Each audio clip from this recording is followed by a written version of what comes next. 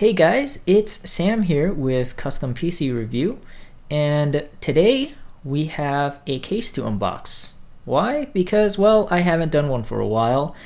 So, the case today is going to be Silverstone Technologies Temjin TJ04-E for Evolution mid-tower case. So, little history while I actually unbox the thing, because it's probably going to be a little boring. Well, the first version of this case actually came out in 2004, so that's almost a decade ago, and that was the TJ04.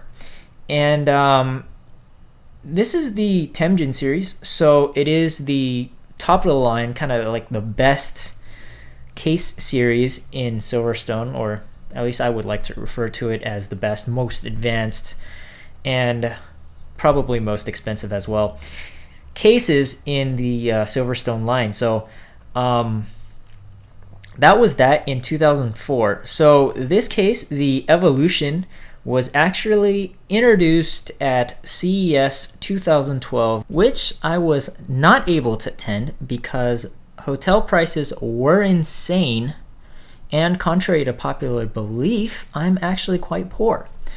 But I was able to see some YouTube videos of the new case, and I did kind of like it. So enough of that, let's actually take a look at this case. Alright, so on to the exciting part. At the top here, the first thing you'll notice is that you have a removable dust filter with two fan bays down there, but I'll tell you about that a little later. In the front there, you have two USB 3.0 ports along with your microphone and headphone port. Moving right along to the front, you get that nice 7mm thick aluminum front panel with four 5¼ drive bays. Below that, you get a high quality power button, a power and hard drive activity LED, followed by a reset button. Below that, you also get a very nice, very classy looking Silverstone logo.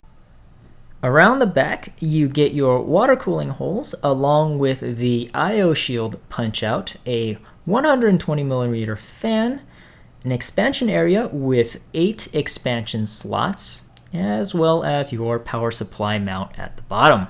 Moving right over to the right side, we do see something quite interesting, and that is another externally removable dust filter. Again, this filter is very high quality, and it exists because there is actually space for two more 120mm fans back here, but we'll get into that a little bit later. And on the other side, we have a very nice, very large window because we all love showing off what's under the hood. Additionally, side panels are easily removable because they are held on by thumb screws, which we all know and love. Both side panels are made of very high quality steel, are quite heavy, and don't have much flex. Moving on to the inside of the case, first thing we see is four 5¼ drives mountable using Silverstone's toolless design. Following that, we get 8 plus 1 3.5" drives, where the plus 1 at the bottom can also be used to mount a 2.5" drive as well. Moving over just a tad bit, we have a 2.5" drive cage this time, which fits up to 6 more 2.5" drives, just in case you're planning to build that server full of SSDs. Now, if you are poor like me and can't afford SSDs, you do have the option of removing the 2.5" drive cage by removing 4 screws. Around the top, you get a 120mm fan along with an area next to it to mount either a 120 or 140mm fan. At the back, you get one more 120mm fan, a large CPU cutout, as well as a lot of cable management. At the bottom there, you also have space for your power supply. And here is a quick look at your front panel headers. The 3.5" drive cage may be removed by removing 4 screws located in those 4 areas, and Silverstone has thoughtfully included a handle on the drive cage for easy removal. Inside the drive cage, you'll also find a large piece of vibration dampening material as well.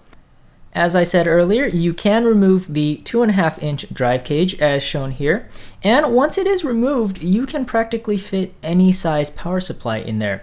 So here we have one of the largest power supplies on the market, the Silverstone Strider Series 1500 watt power supply, which as you can see will fit in there perfectly with plenty of room to spare. Additionally, at the bottom of the case, you have mounting points for another fully dust filtered 120mm fan. Moving around to the other side of the case, first thing we see is that 120mm fan along with mounting points for another 120.